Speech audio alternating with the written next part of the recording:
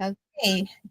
Good morning. This is Ren Powell with Dramatic Roots, and I'm talking to Leslie F. Miller today, who is you're in Maryland, aren't you? Yes, I am in Baltimore Yes. City. Yes. And I think we've probably known each other only online for about 25 years or so. Yeah, a long Yeah. time. Yeah. I remember on some website you had posted a poem in a comment that knocked the breath out of me. And Ooh, back then, I wasn't aware that all of this was going to be so ephemeral, and I didn't copy it. It's not in your book, Boy, Girl, Boy, Girl. But there's the essence of it sits in my head. And so it's been an admiration all this time. I Not wonder only what for the poem writing. that was. It was about Superwoman, or it was about a woman in the suburbs who was a superhero. But Ooh, okay, I'll look for that. yeah, oh, I would love to read it again if you find it. I didn't know I wrote one of those, but I'm gonna look. Yeah. Oh, way back in the day, a blogger, I think it was. Yeah. Oh, Yeah. yeah. Yes. And then I found out that you took a lot of photography, macro photography especially, which I found fascinating. Um, I'm still very drawn to tiny, tiny details and things like that. So gorgeous photos that Thank you. can. Um, and I know that you do assemblage or assemblage, which is an art form that what can we call it? Sculptural collage in a way. Yes, and also, I guess ADHD therapy because it has the elements of so many things. It's little detailed parts make a whole thing. And I think when you're scatterbrained like I am, you want to pull, oh, that's, shiny. And you stick that in and it becomes part of that whole thing. Yeah. I mean, is it related at all to the mosaic work that you do? Because you've also done a lot of mosaics. Because it started there, my bio, which has never changed in all these years, is I make the big small and the small big. Um, and that's really what I like to do is look microscopically at something and find its tiniest details and pull them out. And when I'm making those will be the small things that become big, the eyes of a fly, or the hands of a praying mantis. They're really not called hands, but for this moment, that's what they'll be. Making those big enough to see, and then putting really tiny things in something to also make it big. So small pieces of mosaic glass broken down to 1/4 inch squares, added onto a form to make something that's big again. And then making the big small is just sort of condensing everything you can find into one small photograph, for lack of a better bio. That's what I'm kept with. Oh, but you have another part of your bio that I've read more than once, which is about you breaking things and putting things back together nicely. Yes, I break things and put them back together in a random yet tasteful order. Yeah. Yeah. Yeah. Starting as a kid when I would just take apart broken watches and try to make something out of them. I love the parts of things. They're super cool on their own, and they're also cool put back together randomly in a pleasing way. Where you can see all the parts. They're not just a watch with all the things hidden, but they're the watch with its innards exposed. And that's what you do in poetry, is expose your insides. Oh, that's interesting. Is that, and I would like to hear more about what these things have in common. I'm sorry, it's my dog who has decided it's time I to come love in and say dogs. hello. It's Norman, Leonard. Oh, Leonard. I knew it was an old Jewish man's name. Yeah. Um, okay, so yes, you also bake. Your first published book was about making cake, and Yeah. that's also a kind of assemblage, isn't it? It is. It absolutely is. It's another Serena always says that they grew up in an ingredients house. We did not have chips and junk food, but we had the things to make other things. So there were always almonds and raisins and granola, and you could combine those and make a snack. But yeah, we live in an ingredients house, and that's sort of it's not how I grew up, because my mom, while she cooked, a lot of nights it was us sitting at the kitchen table passing around a jar of Duncan Hines frosting. And we each had our own spoon, and we would take a bite and pass it around. So we were not an ingredients household, but I grew up and started to really like to cook. So I made sure there was something in the cabinet that could be turned into dinner at any moment, or Yeah. cake.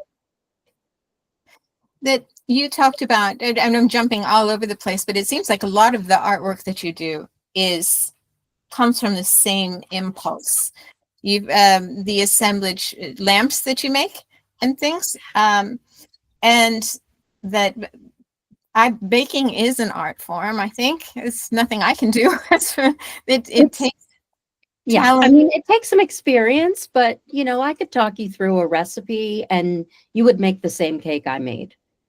Yeah, it's really just practice. Is it similar to you instructing me how to make a sonnet, how to write a sonnet? The same kind of taking Sure, things. exactly. They're ingredients, all of it's ingredients, whether it's a rhyme scheme or, a string of words or baking powder and a pinch of salt. And those are all just ingredients to make things. And once you have the ingredients, you can make anything. My basement is full of the most junky junk you've ever seen, and it somehow makes its way into some of my work. I have an assemblage piece here that is this is when I got into memento moris during the pandemic. I became obsessed with not just death, but a reminder to live. And that's what, remember you will die. It's not remember you will die. It's remember you will die while you're living so that you can live to its fullest. And, I had a leftover handle for a kitchen cabinet that I didn't use, but I had the sample. So I put it in here. There's some Czech leaf beads and some shells that I've had for like 30 years, and some crystals and broken glass and beetle wings, some pieces of glass I cut to make a wind chime. It's just all these random objects, things I found at junk stores, rusty leaves and rusty flowers. And I just like to throw all the ingredients in and make the cake of art. Yeah. This is a bit of a wandering conversation, but I like it this way. I wasn't going to talk about the poems the collection you just finished right now, but this seems like a natural segue because you have gotten ingredients for those You're poems right. in a You're very right. special way. Can you talk about that? Yeah, so I was a very prolific poet and reader locally in the 80s. I had a child in 95, or sorry, 98. And I sort of stopped doing all that stuff. I stopped poetry, I stopped everything, and I also stopped sleeping. So I finally got a really good therapist who said, well, you either need to join a punk rock band or start writing poetry again. And I was like, oh my gosh. My best friend at the time said, I can't believe I'm your best friend. And I did not realize that that was what was happening to you. So I did start writing poetry again, and I did start sleeping. And his further advice was, I'm the kind of person who needs to have a project going on at all times. So hence, lamp making and memento mori making and mosaic making. There's always something on my workshop table that if I find myself unable to sleep or preoccupied by mundane or world things, I can think about how to solve a problem that's on my table. And then I will fall asleep and I will wake up and work that out. So I realized that I was suffering from writer's block. So and as a kid, I used to say, Mommy, tell me what to write a poem about. And that was easy for me. Someone would give me a prompt, and we all love prompts. They turn into magic when you're finished. So my prompt was, I would ask people to supply one word each.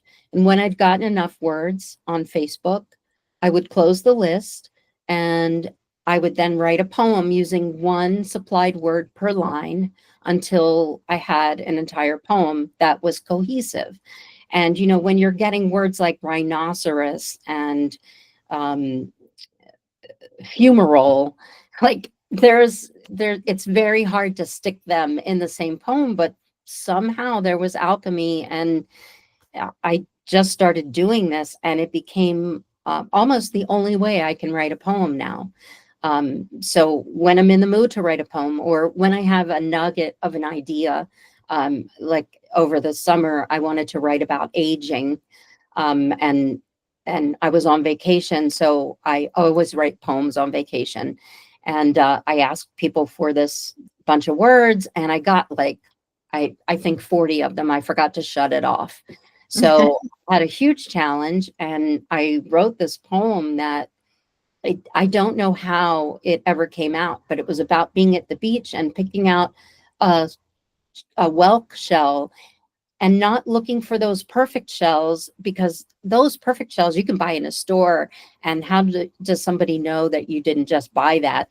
But these shells were completely beaten up and shells of shells, weathered things. And I felt so attached to them that I could not.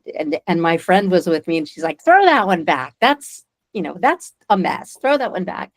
But my urge to keep it just became stronger and stronger. So these poems have helped me put into words what I didn't have the words already for.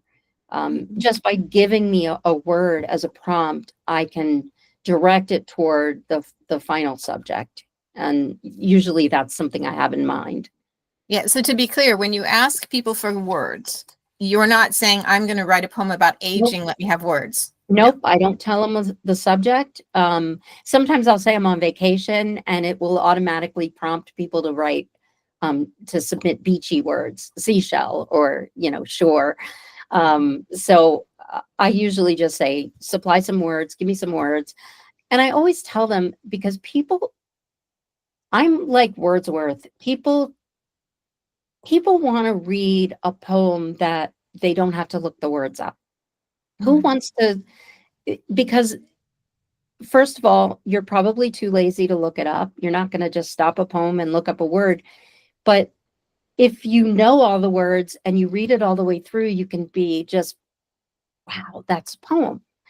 And I understand what it means. So I always tell people, please give me like nouns and verbs, and let me fill in the frilly stuff, any adjectives and things like that. But people always want to get a nice multisyllabic word because it sounds smart, and that's nice too. You don't want a poem of single syllable words, but I don't want to have people having to look up Andaluvian. It's hard. Yeah. Or what is it? Antediluvian? I don't know. I think it's Antediluvian. Now I'm not sure either. Yeah. Yeah. And this is a collection that you just finished? Right. So it's called Words with Friends because, that's a game and I don't play it, but this is the game I play, Words with Friends. So Facebook friends, submit a word, and the manuscript is laid out in no particular order, but at the end, there's an index where you can see the words that were supplied. And I even put like the first name and last initial of the person who supplied the word. And people become really invested in poetry when they've contributed a word to it. They really want that outcome. They want to see where their word was used and how it was used. And they get so I've got 20 people who submit words, and 20 people are now excited to see a poem, and the rest of the people who missed getting a word in are excited to see a poem too, even if they don't like poetry, just because it feels like a magic trick to them. Yeah, that makes sense. I think maybe it's easy for people who don't read a lot of poetry to think poetry is always very angsty and it's very personal and it's just therapeutic, and that to understand it as a game and a puzzle and as a work of assemblage, really the same thing as your sculptures. That Right. I think that's eye-opening for a lot of people to realize it's skill. It's not just regurgitating your life experiences. That Yeah, it is. And somehow sticking your life experiences in there coalesces that poem, I guess. Mhm. I once wrote a poem about, I think they're Hercules mating beetles. Um, and I don't know even how I got there. Maybe it was rhinoceros. Maybe I couldn't figure out how to use the word rhinoceros in a poem, and I turned it into a rhinoceros beetle and wrote about them mating. Um, and it, I don't know. I'm surprised myself at the end often. Yeah. And then when you write a poem like that, do you feel that your personal story comes through in that, even though you're busy with what can we call it? Kind of the structural handiwork or craftsmanship, that this kind of your personal experiences go fill those containers in those spaces rather than the containers being built around that space, if that makes Right. any sense. Yeah, no, exactly. And I can always put my personal experience in something, or at least my interest. I don't want to write about something I'm not interested in. But I happen to really love to take close-up photographs of bugs mating. Mm. So, you know, I was Yeah, able to capture that in a poem. I'm gonna I try think and that's, find it, but go ahead. yeah. So if you can find that, that would be fantastic. Yeah, I I have was it up. just thinking, you probably had a lot to do with the fact that I have become kind of obsessed with insects. I noticed the damselflies and know the difference between the damselflies and the dragonflies and which ones live where. And um, that I don't think I ever paid much attention to that. So They're that, so beautiful. It's just a world that they're so small, that you can't see those eyes. The eyes of a horsefly, they're purple and green and psychedelic. They look like an acid trip. And if you didn't have a macro lens, you would never know that's what they looked like. Or, you would have to see a photo of them. But, you're about to swat a horsefly. You're not looking at those beautiful eyes. yes, So I exactly. want people to think before they do try to kill something, that there's beauty in that animal. Do you see that as a kind of activism, your photography? Um, yeah, I don't want people to kill insects. And I mean, that's not to say I don't squash ants that are in my house, or, use ant traps, or I think a cockroach is not necessary as a pet in your home. So I like to keep the bugs outside, but if I'm outside, I'm in their space. Mhm. And it's not for me to swat them or kill them. Even the lantern flies. It's so sad because they're such beautiful bugs, insects. They're just beautiful. Yeah. I don't like to kill them. Oh. And they're hard to kill. If you try to stop them, they just fly backward. Uh, that um, from your photography, which came first? The writing, the photography, the assemblage work, cooking? Did one thing come before the others? So the photography was the writing was first. I think I wrote my first poem when I was 6 years old. And then I kept a folder of them, which I gave to my grandmother and got back when she died. So there were all the poems that I wrote as a child. So that was first. Second was, I think when I was 8, I took a cooking class at the JCC with my mom in Indianapolis. And I learned how to make shepherd's pie and another assemblage food. And then photography, I mean, I was never without a camera as a child. I had those 110, point and shoots. I got my first grown-up camera, I think when I was 15. It was a Pentax, very old, manual film camera, and I still use it, love it. And I got that for $50. And I just kept swapping out every few years. I would get a new camera, the newer, better model. I think I'm finally over my camera renewals. I like my camera so much right now that I don't need another one, which is also good for my husband, who doesn't like when I spend money on, who has $4,000 for a camera, and especially during fascism, got other things to do. Yeah, absolutely. But before we go there, then the assemblages, the making, you've made a lot of kind of creepy things with dolls' heads for a long time now, haven't you? That's not just lamps, but not creepy. This is not creepy at all. This is a lamp.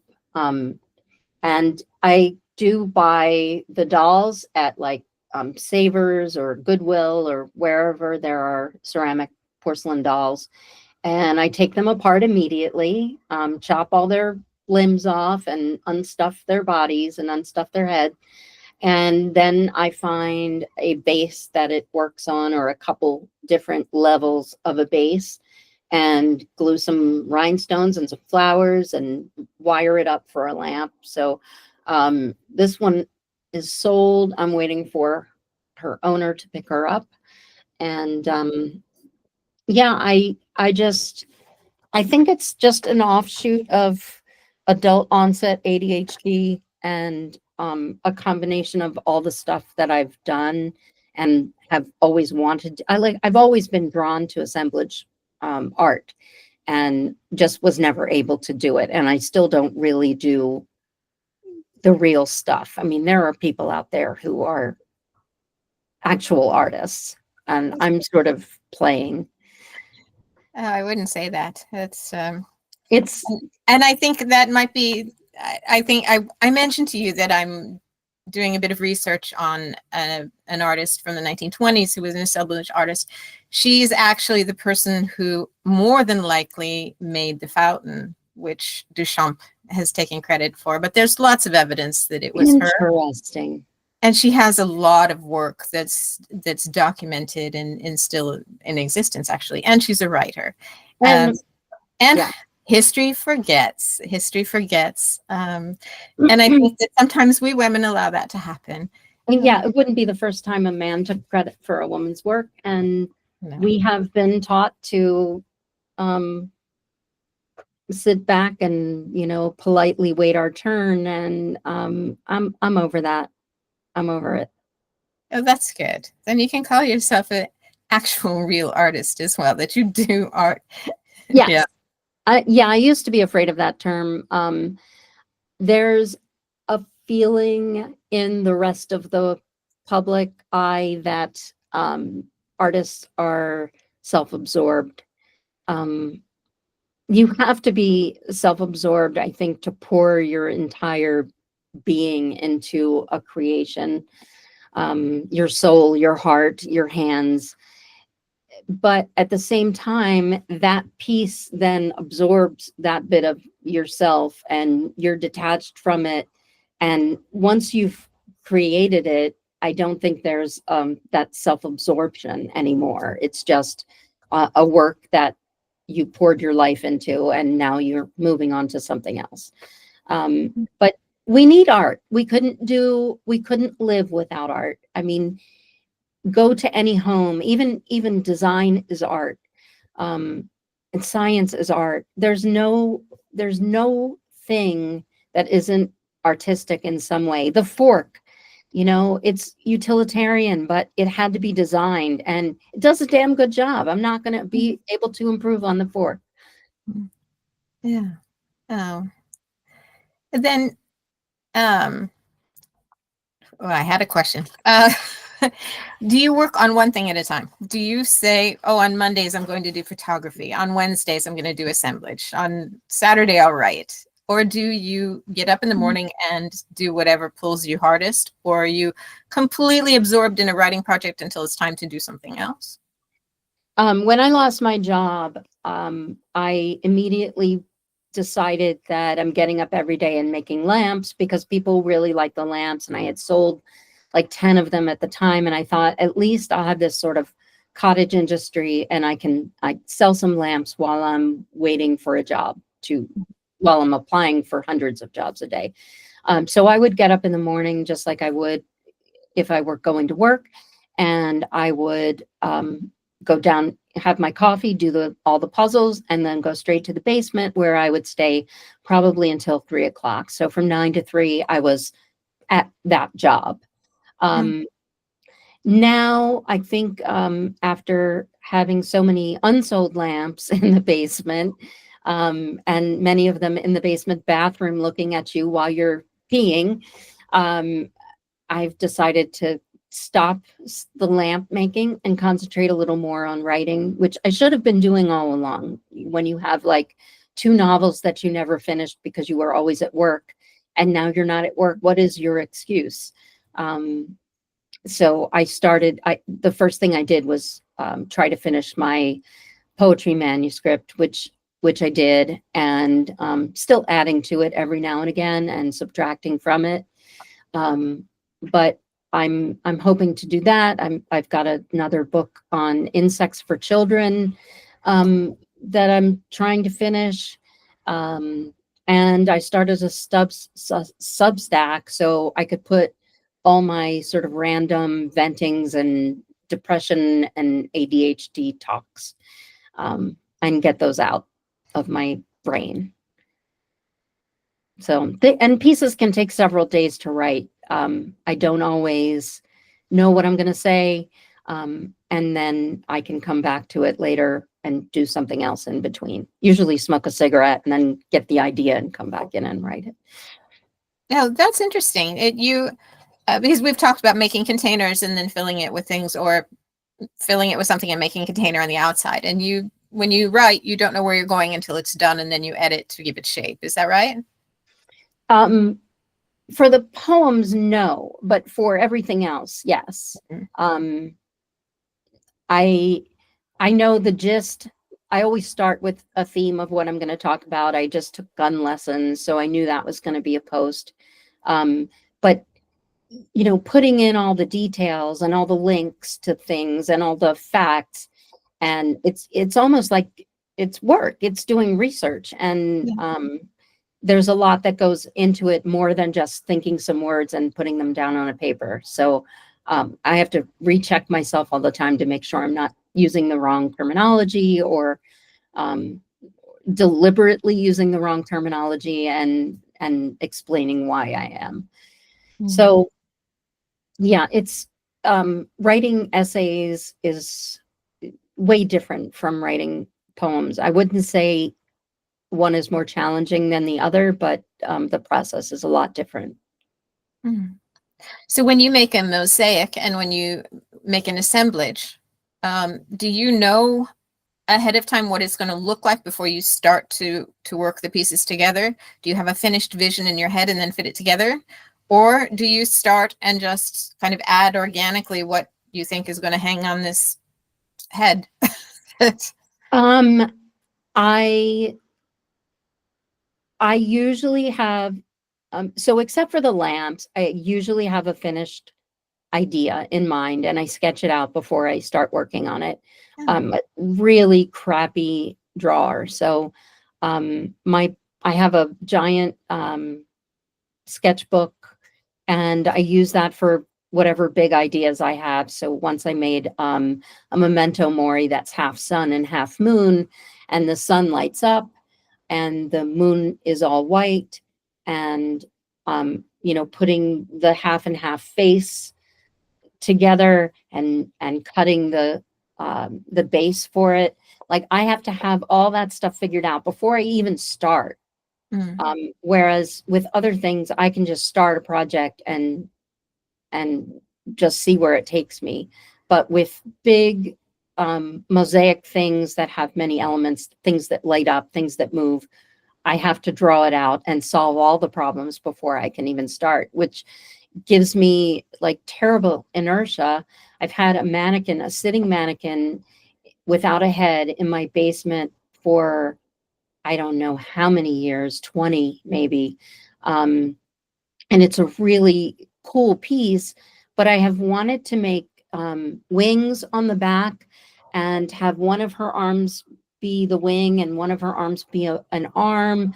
And she's sitting on a nest and she's holding a cracked egg that is filled with light. And it's just sort of this glowing thing. It's called Empty Nest, and she has a bird head. And it's either a crow or a grackle, some sort of iridescent or black shiny object and black wings. And I haven't figured out all the parts yet.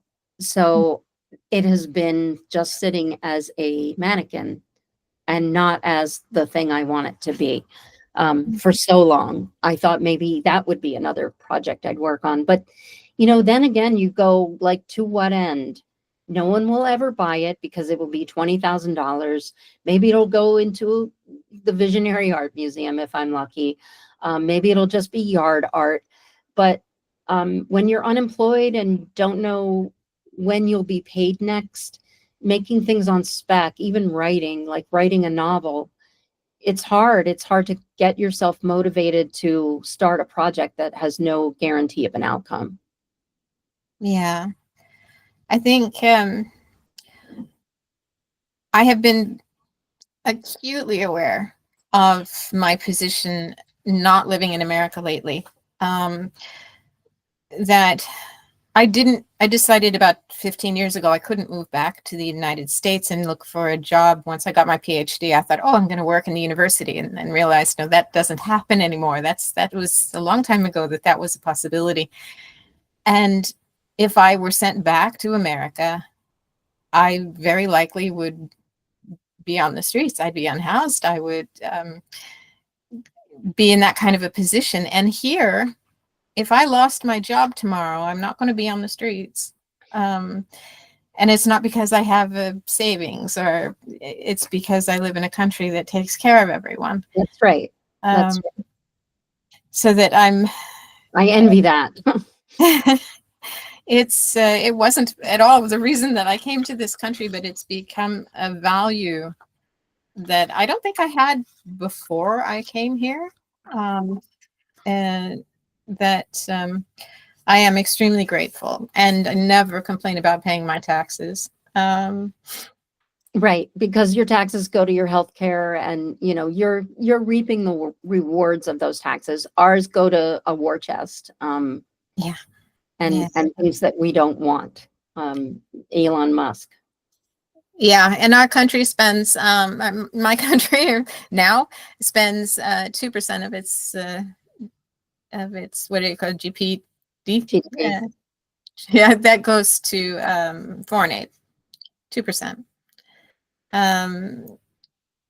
But getting to politics now is very, very frightening.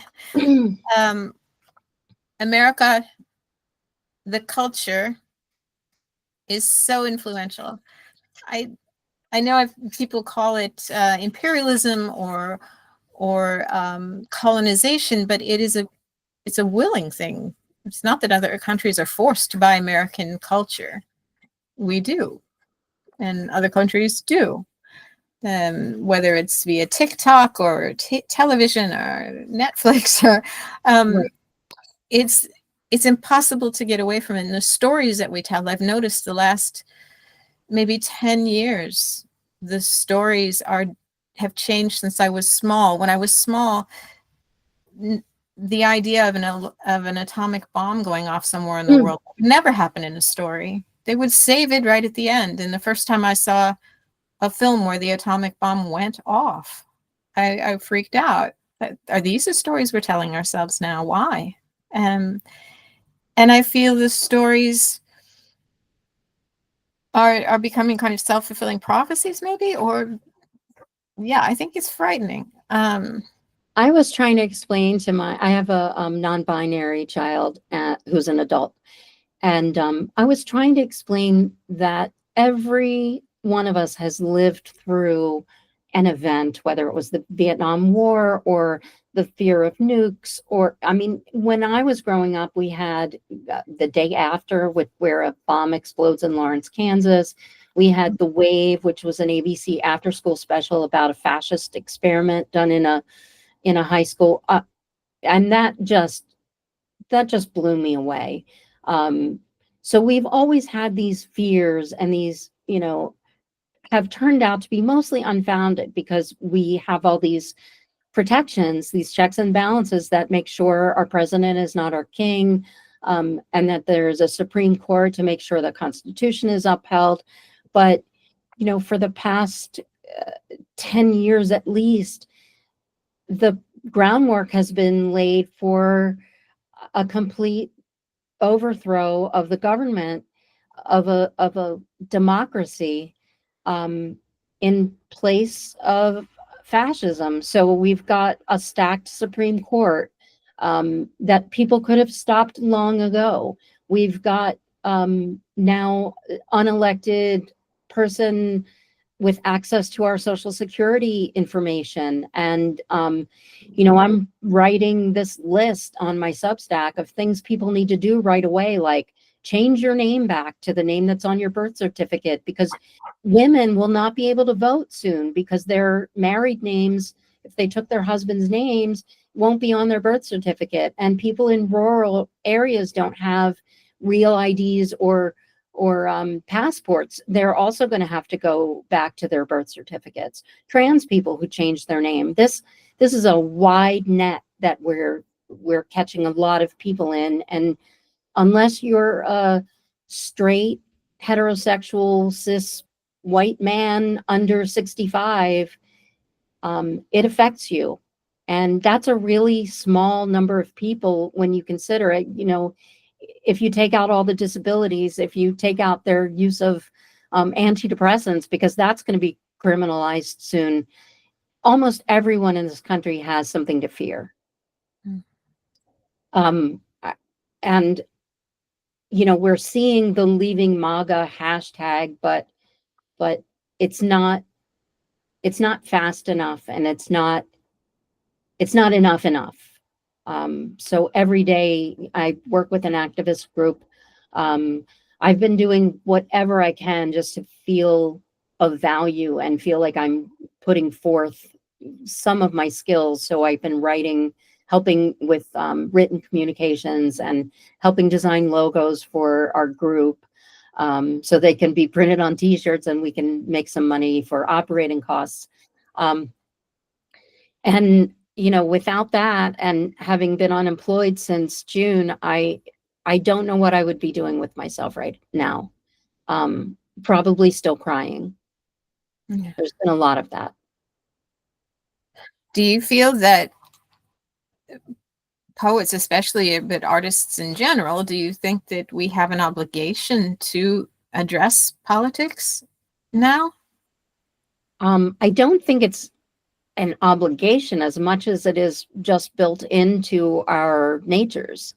We're influenced by the world around us, and if the world around us is going to hell, our art is going to reflect a world that's going to hell. It can also reflect hope, but I don't think that hope is a readily available commodity. You may notice that many of the right-wing publications are all free. You can read anything on Fox News, and most of that stuff is free because it's all lies and there's no reporting going on. But if you're interested in what the left is doing, you have to pay for it. It's all behind a paywall. And the people who are going to tell you the most important things are the ones, not only they need to get paid, but we also can't afford to pay them. So I think that's helping to extinguish some of the hope, just not being able to have access to information.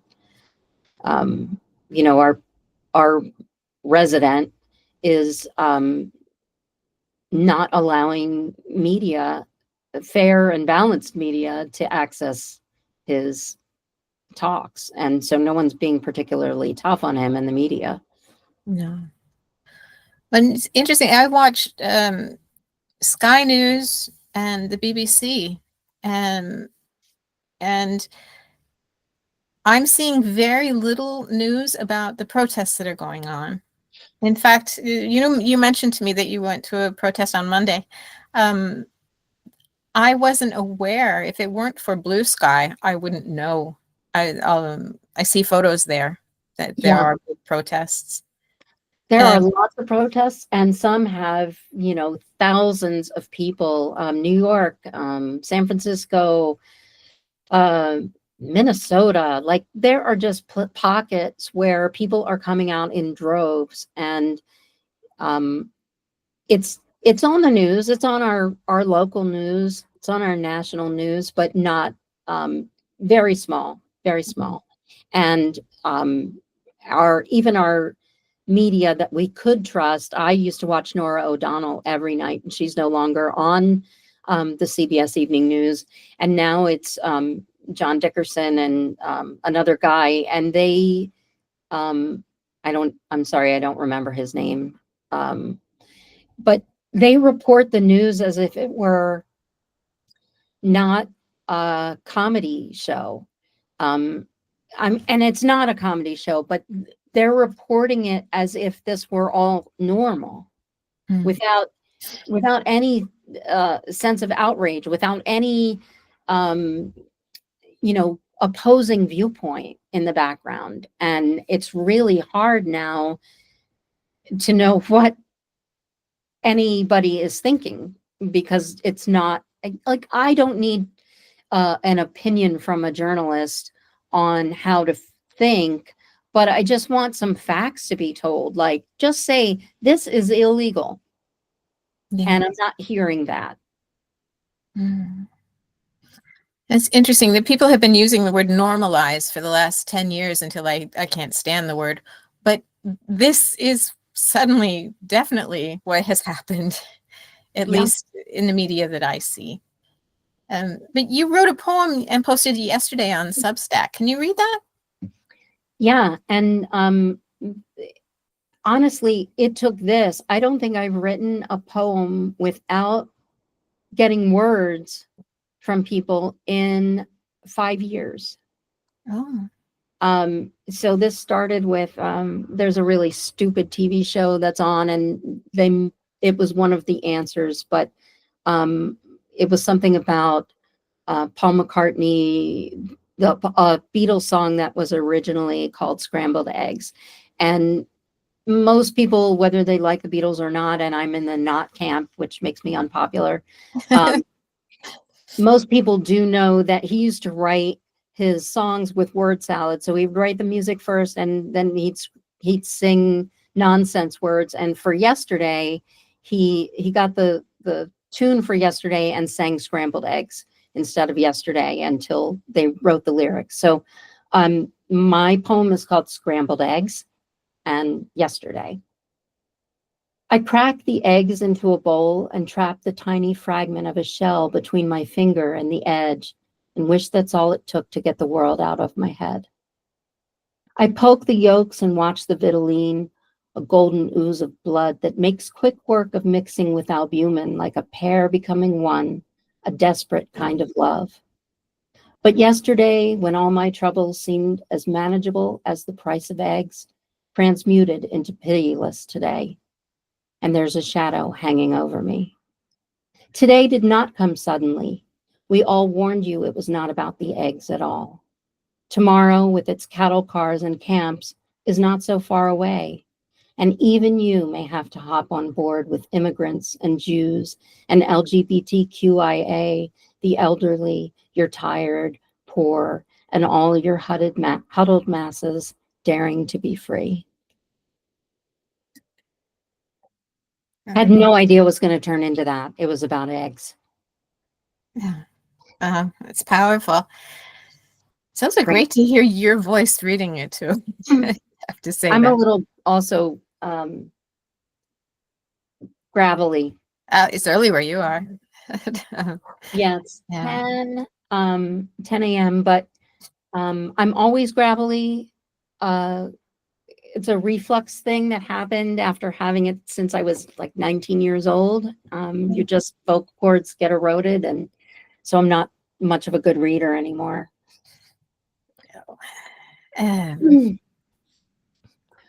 Yeah, so political poems, we're going to see a lot of them, I think. Yeah, you're working on a book. I have asked you to help edit an anthology. Yes, I have been thinking about, because I live here in a country that has been occupied by a fascist, and there are, everywhere you turn, if I go to the beach, I see the bunkers, you know, they can't get away from it. It's here in the landscape, with these memories and this threat that people in so many countries in Europe are probably thinking this kind of, when's it going to rise up here? When is it going to come over here? How dangerous it is, and what that feels like, to know what has been, and what could come again. The right is rising in a lot of areas. Even in Canada, of all places. Oh, I didn't realize that. There's a lot of problems in Denmark, and yes. Yeah, we've had some problems in Norway as well. That I wanted to put together an anthology of people from different countries, not just Americans, but from different countries, looking at what's happening in America that is going to affect the entire world. Right. And also different ages of people, younger people and older people who have have a longer life experience, a more life experience to think about. I'm not going to project on whether that's more hopeful, less hopeful, what the result of more lifetime is.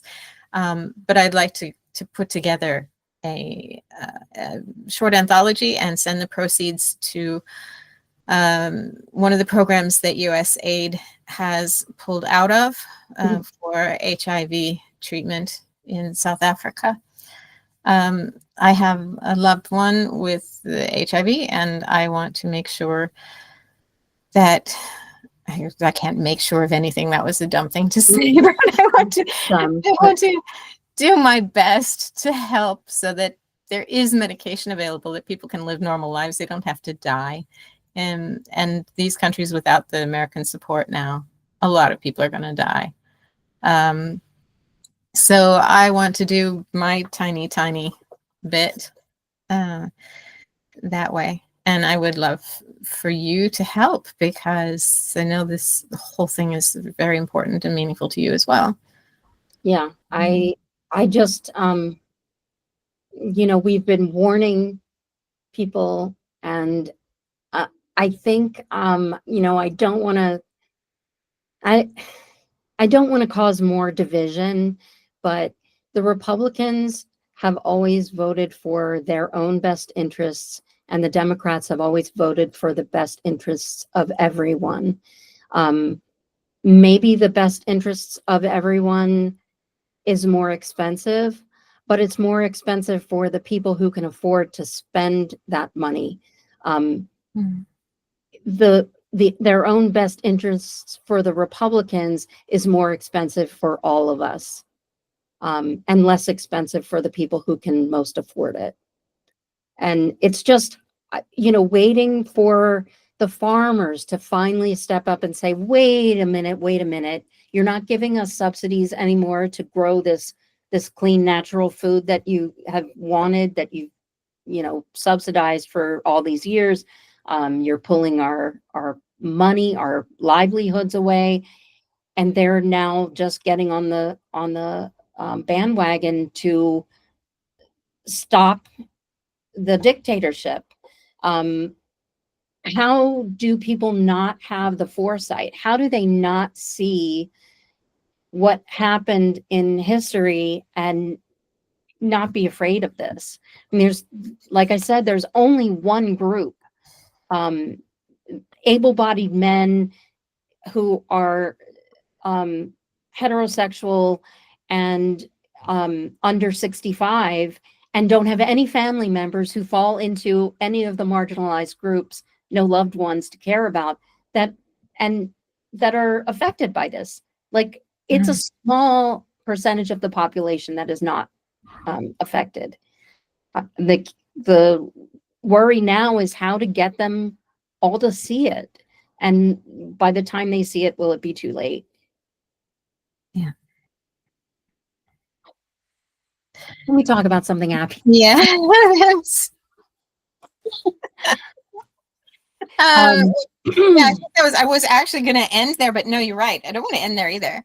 Well, let me read a poem from the Words with Friends. Yes. And I can tell you maybe I should tell you in advance the words that were donated. And these words actually came from my kid is also a very fine poet, and they were teaching substitute teaching a class in English, and they asked the students to contribute a word like I do, and Serena wrote them on the chalkboard, and they were rhinoceros, forest, mushroom, charms, fast, quizzical, flourishing, unbound, delicate, falling, Vermont, cute, socks, flaming, cataclysmic, echo, non-absolute, extortion, basketball, pang, the Pope, and lie. So who knows how this happened, but this is called mating rituals. A beetle with rhinoceros-like horns, the Hercules can lift a forest's weight in leaf detritus, mushrooms, and decay. Male beetles charm their mate by wrestling. Who pins his foe the fastest wins the girl. The quizzical dynasties Titius, when flourishing, can go almost an hour before they come unbound and have a smoke. The female squirts her eggs out, delicate, falling right where she herself got laid. Somewhere in Vermont, the grubs will hatch, but she won't stick around to call them cute. Some men have wooed me wearing smelly socks, served flaming baked Alaska with 2 forks, expecting cataclysmic O's in kind. And though it may sound civil, it is not, the truth of which is echoed by us all. A woman's right to choose non-absolute, we're often, by extortion, made to grow a basketball-like belly for 9 months, then wait for painful pangs to birth our babes. For joy, thy child is born into the world, the Pope may say, though much more fitting is, I hope you have the strength of Hercules. That is wonderful. Oh, that's got to be so satisfying when all those. It's really satisfying. Like, I get chills sometimes from myself as if I were separate from the thing itself. And like, how did she do that? Like, I'm even saying, how did I do that? But yeah, I loved it. That was That's just a wonderful. fun exercise. And this is from Words with Friends, and you're Words- sending that out to different publishers. Yes, I'm looking for a publisher, or I just need one. Yes. Just one. Anybody who is interested in seeing the manuscript, please hit me up. Okay. And Boy Girl, that's still available with Fishing Line Press? I don't know if Finishing Line still has it. It's on their website still. Okay, good. Then yeah, so you can get one of those, and let me take a celebration of flour, sugar, butter, eggs, vanilla, baking powder, and a pinch of salt is still available. Though it got terrible reviews, a lot of them from people who wrote blogs and wished that their blogs had become a book also. And a lot of sort of recipe writer bloggers very angry that I got a book contract out of that. And some people wanted it to be more historical, and some people wanted it to be more memoir because I'm funny. And I couldn't please anybody, it seems. So got terrible reviews, but it's a really funny book. And it didn't terrible. It got, I think it was a 3 was what I saw when I looked at it. But that's yeah. I'm figuring 3 because some were low and some were high, and yeah. I think That's just you you can't please everything. I've seen reviews where people gave something 1 star because it didn't come in the mail when it was supposed to. So, you know. Yeah, you have to. Unfortunately, Amazon does not delete those. No. So, you also in your bio, we've talked about a couple things in your bio. You wrote an obituary for yourself. I did. Well, In what was that? That's on your blog, isn't it? mhm. It's on my website. Yeah. Yeah, and you talked about how you were good on Facebook. Yeah, here lies Leslie. She was good on Facebook. Honestly, when I run into people in the supermarket who may only be like they live in the neighborhood and they may only be friends with me on Facebook, they'll come up and they'll go, "Oh, you're Leslie fucking A. I follow you on Facebook. Your posts are so good." You know, and that's like the most common thing I hear. So I think it's a really awful claim to fame, you know, that's your vinyl, your epitaph. Here lies Leslie. She was good on Facebook. Yeah, but I don't think okay, what I do think is that Facebook is about personality, and you are so wonderful and people love it. And you turn Facebook into an art, but that is not to say that is your only art by any stretch. So that it's that would be very reductive. But I think the TMI stuff, it can be off-putting for some people, but then other people sort of came to look for that TMI because chances are they were experiencing, you know, having to go through their first colonoscopy and they wanted to know all about it. And all they had to do was ask me, I'll tell you. But I have, you know, real life friends and I run into them in the park and I'll be like, yeah, I had a colonoscopy yesterday. And they'll be, yeah, I read about it on Facebook. So you go to the Tate Modern, there's plenty of TMI there too. So yes, exactly. It's art. It's art. That's true. So where else can people find you? Substack? Is it fucking A on Substack? Yeah. FUQUINAY. Just to avoid the censors. Yes. And are you on Blue Sky or are you on? I'm on everything as fucking A. And that includes, well, not Facebook, and Facebook I don't accept friend requests from anybody. So Facebook is really off limits, but Substack is fucking A. My website is fuckinga.com. My Instagram's fucking A, Blue Sky, Threads, it's all fucking A. Okay, wonderful. Yeah. So people know where to find you. And I'll be in touch. Lawyers. Yes. And I'll be in touch with you soon so we can kind of get some of the details, get a title out, and figure out how this anthology is going to take shape. So I'll be I'm in touch. looking forward to it, but I know it'll make me cry a lot. Yeah, but the whole thing deserves some tears, doesn't it? It So, does. It yeah. deserves tears, but then you got to get up off your ass and start getting involved. And I recommend to everyone, I have one Substack post that I think is a must read, and that's the things you can do while sitting in your chair. Because if you're so depressed you can't get up, you can at least freeze your credit.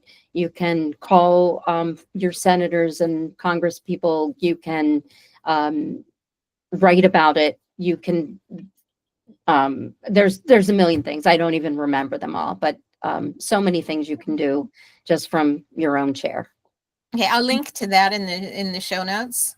So literal show notes for this. Yeah, and that's mostly for Americans, but it's for anyone facing fascism because these things will affect you too. Yeah, true. But watching. Yeah. And cross your fingers also, if anybody knows of a job. You've got some really great articles out there about ageism that I'll link to some of those as well. Those are important. I think this interview proves beyond a shadow of a doubt, even though I'm self-diagnosed, that I have ADHD. Like, I mean, it's very obvious. And it's a good thing that a squirrel did not hop up on my windowsill or a bird did not land at the feeder during this talk, because I would have been like, oh. No, I'm the same way. I can't get an ADHD diagnosis because I'm bipolar, but they are the same. They're having both at the same time is very, very common. So, yeah, they're comorbid. Is that what it's called? Comorbidity. Mm-hmm. Yeah. So yeah, there's the two of us. Yeah, but it's real. We can make it if we try. Just the two of us. Just the two of us. It's great to finally see you. It was lovely to see you. I love your smiling face. I love your hair. I love your intelligence. You're like one of my writing idols, and I'm honored that you selected me. So, oh my gosh, I am. Like I said at the beginning, I've been in awe of you for 15 years. No, what did I say? 25 years. Okay. And me, you. Yes. Well, X's and O's, is that what we say? Oh, I got one more thing. Yeah. I got one more thing. I am a judge for the National Grammar Day Poetry Contest, sponsored by ACES, ACES. It's just limerick, haiku, really short little pithy poem. I was the winner of this prize last year, and I'm a judge this year. So enter. It's fun. A little grammar book. Yeah, send me the information. I'll put that in so I can put that up on Saturday too. Okay. Well, thanks for talking. Thanks for having me, and I hope to see you in real life. Oh, yes, I hope so too. Okay. Bye. If you still let us out. Yeah, or me in. Bye-bye.